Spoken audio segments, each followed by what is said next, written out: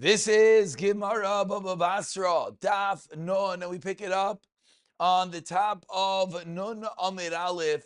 We're on the second line. Now, Rabbi Rav Huna just finished teaching us that in the case of the Mishnah, when we said that when the woman, the wife, is trying to sell her rights, is only if they're in any of the three aforementioned cases. However, every other case, a sale of a wife would, yes, be considered binding. And at any time we have a number, the question always is, what are we coming to exclude? So says the Gemara on the second line of Nunam and Aleph Mutemai. What is Rav Huna, Rabbi Rav Huna, coming to exclude when he says that the Mishnah is referring to Dafka, these three cases? If you're going to tell me, if you're going to tell me it's coming to exclude all other properties owned by the Baal, which, of course, they are there to be paid for the ksuba, even though they were not specifically designated. But that can't be what he's coming to exclude, because kol shekain the havale'eva. Because if she were to go sell those fields, then of course there would be Ava, or I should say better, if she would not allow the shibud to be acted upon on those fields, then for sure there would be Ava. De Amar La. Why? Because the husband's going to say to her, what? You're waiting for a divorce, Misa. You're not allowing a field to be collected because you want to make sure that you have that which collected to be able to collect your get. You want to make sure in the event of Misa, you have that which could collect. That certainly would cause Ava. Rather, says the Gemara, Elam Ute Nichse Milug. Rather, it must be the Nichse Milug, that if a woman sells those properties, it's going to be binding. So our Mishnah is talking about Nichse Milug, and that's what it's going to be, that it's going to be a binding sale. But ask the Gemara, 1 second. Hamer Amemar, we learned to Baba Kama Ish V'isha Shemachlo B'Nichse Milug Loi Asa V'Loi Klum. It does not work. Neither the husband or the wife can sell the Nichse Milug. Explains the Gemara. Ki itmar da meimar. So the Gemara is now saying when a meimar said the sale of Nichse Milug is nothing, means something else. And when Rabbi Bar Avuna is going to be explaining that our Mishnah is, yes, referring to Nichse Milug, but a meimar's din of when a husband and wife selling Nichse Milug, lo yasav lo klum, that's referring to something else. Heicha tizavin ihu umis. Talking about a case where the husband sold the Nichse Milug and then he died. Asa ihi, the wife comes, umavka. So she goes and she takes away these properties from the one that bought it. Someone buys land from the husband. And again, let's just review that the Nichse Milug, the husband only has the rights to the payros. And if the wife dies first, the husband inherits the land. But what happens if he dies first? Then the wife gets everything. The payros, which were the husband's, and of course the karka, which was always her. So if a husband were to go and sell the Nichse Milug, the buyer is taking a gamble, saying, okay, if the wife dies first, I'm going to get this land. But if not, then he's not going to get the land. He's not going to get the land. If the husband dies first, then it goes back to the wife. So the buyer would as well lose the property in this case. So when Amemar said that when the husband sells the Nichse Milug, loy amar klum, what did he mean? He meant it's not going to help the purchaser. Why not? Because the wife is going to be able to go and get back that field, which is actually hers. Inami, or another way of saying, another case that Amemar is saying when he says lo yasa klum, zovna ihi umei. So the flip side, what if she sells it and dies? Asa ihu, and then again as well, he could come. This is when he gets to act upon his right to the Nichse Milug. Umapik, and he could take it away from the buyer. B'tekanta dirabanan, by the power of Atakan Rabbanik to Rav Yisra Chanina, which is what? Rav Yisra Chanina, Bu'usha Eskinu, a special takana, Ha'isha Shemachsha Menichse Maluk, which again, she can really only sell the karka, because the husband really always has rights to the payros. So if a woman goes and sells the Nichse Maluk, Umeisa Baila, and then the husband dies, Umeisa, excuse me, and she dies, Habal moitzi miyada lekulchais. That's a special takana of Rav Yossi Rav Chanina. Aval, however, let's say Zavinu Tarvayu Lialma. Let's say they both, the husband's pay rights, the wife's rights to the karka, they both went and sold it to someone else. Or she sold it to him, to the husband. Then indeed Zvina Zvini, and that's going to be the same case as our Mishnah, like Rabbi Ravuna is talking about. So when Ameimar said that if they sell the Nichse Maluk Laisa Klum, it's only referring to if he sells it or she sells it. The Loyasa Klum, that when he dies, she could collect, when she dies, he could collect. But if they both sell it, or he sells it to her, then indeed it is a good sale. Iba Yisema, says the Gemara, another way of learning the Mishnah, another way of learning, Ameimar. Iba Yisema Ameimar, Damer Karvelazar. Titania, he also like Rav Elazar, who taught, someone sells an Eved, and he makes a stipulation, he makes a Tanai, that the Eved has to continue serving him, the seller, for 30 days. Rabbi Meir Arishain, the original owner, Yeshnai Badin Yoima Yomayim, has a din, Yoima Yomayim. What's the din, Yoima Yomayim? That if he hits the Eved and he causes him to die, because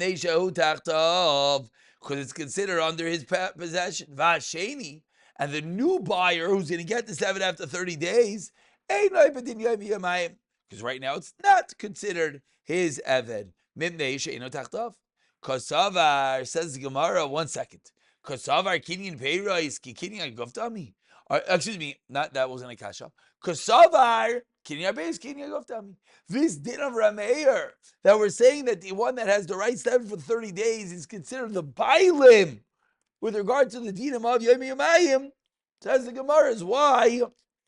Because Rameir is of the opinion Kinyan HaPeiros is Ki Kinyan HaGof, and therefore, even though you only have the Peiros, meaning you only have the right to work this Eved, it's still considered Ki Kinyan HaGof, and that's why the one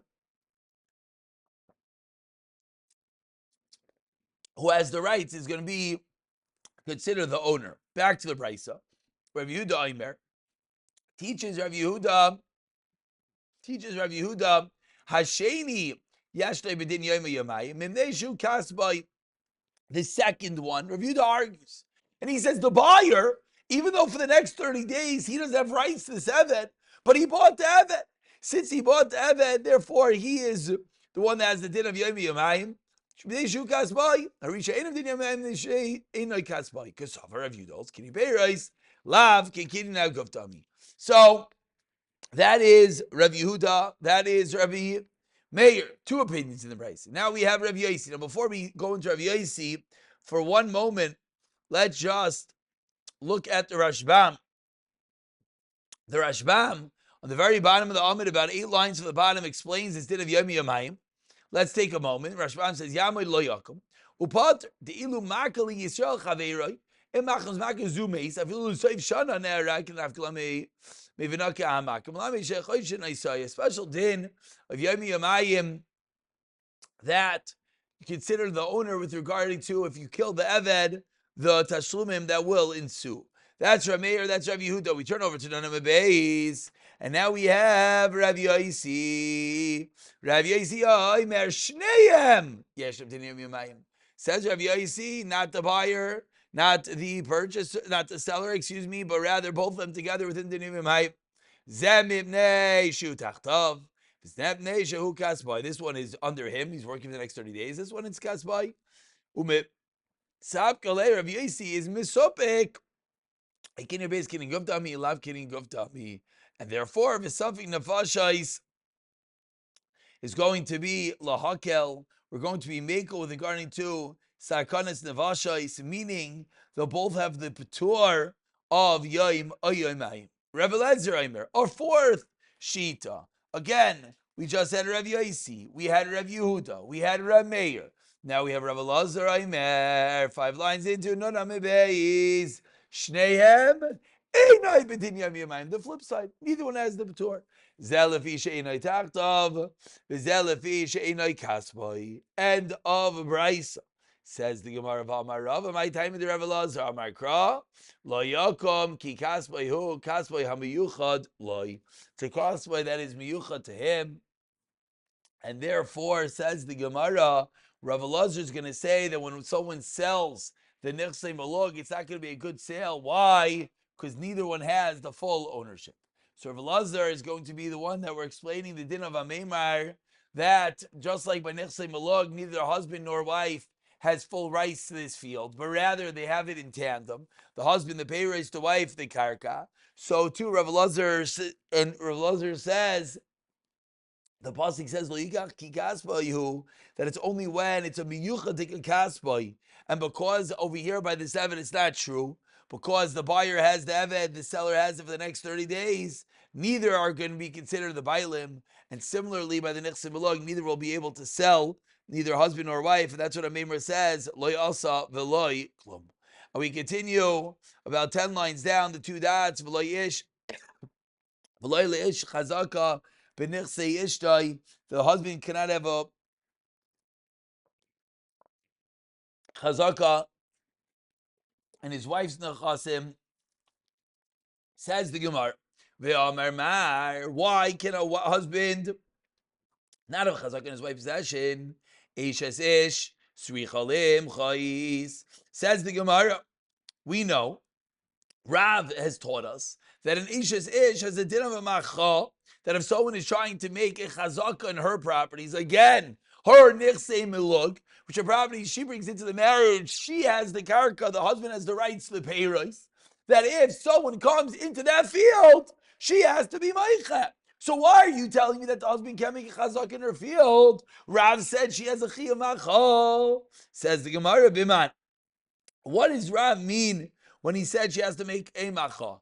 If it's a random person, not her husband. Rav has taught us you can't make chazaka in a married woman's property.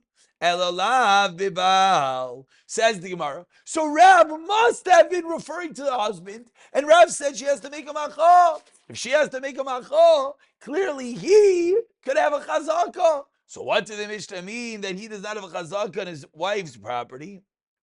Amar Rava la'ilam bibal. You're right that she has to make a macha against the husband. Okay, goin shechava ba'bayre shichen ume oireis, because Rav's referring to a case in which the husband is digging up bayre shichen ba'aris pits and vaults and the other types of ditches in the field, and therefore, because he's actually destroying the field, therefore he's showing bailus, and therefore the wife has to protest. But in a normal case, he would not be able to make a stam chazaka. Ask the Gemara 1 second. Damage is not a form of creating a chazaka. Answers Gemara, Ima in din chazaka linizaka. There's no din chazaka of damage. But there certainly is a chazaka that is created. So we're splitting a hair over here. Let's see Rashi, or excuse me, the Rashbam. The Rashbam over here, Ima in din chazaka, about 15 lines into the medium-sized line, says lehitztarich gimel shanim linizakin. Hechad chazkasai din izakin. Doesn't mean that by altering, by destroying a field, it's not a chazaka. Hafoch, it's the greatest chazaka. It means you don't have to wait 3 years, but rather immediately it's chazaka. Why? You don't see someone damaging your field and are quiet. So that's going to be the case where it will be chazaka by the husband and even in the wife's field. Back to the Gemara, 10 lines from the bottom. Another case is Lavitmar Allah. Do we not learn Rav Meir Amar Bekotra, Rav Zvid Amar Bebeis Akisi? Two other ways in which that there is a chazaka by doing something detrimental to the field, not through proper damage, but rather doing something which could have negative impacts. For example, making smoke or putting in a bathroom. Those are going to be the cases in which it will be considered that there is a chazaka to the husband. Says the Gemara, Rav Yosef Amar. Rav Yosef comes along, going back and trying to suggest whether there is or is not a chazaka by the husband. The Mishnah said no. Rav said the wife has to be meicha. Says Rav Yosef, when Rav said that a woman has to protest, he's talking about someone else in her field. The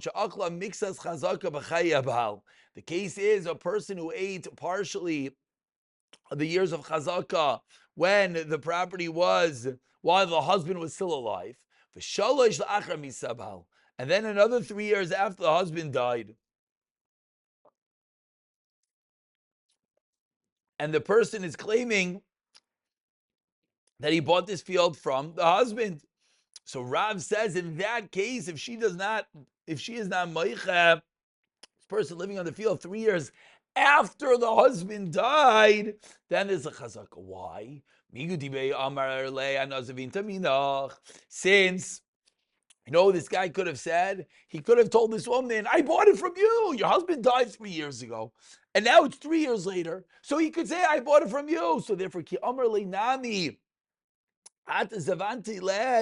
So then when he says to her, you sold it to your husband, and he sold it to me, Mehammed, he's going to be believed. Again, this guy is on a field. This husband died 3 years ago. He's claiming it's his field. How's it his field? He bought it from the husband. Why is he believed? Because the woman should have made a protest. Why should the woman have made a protest?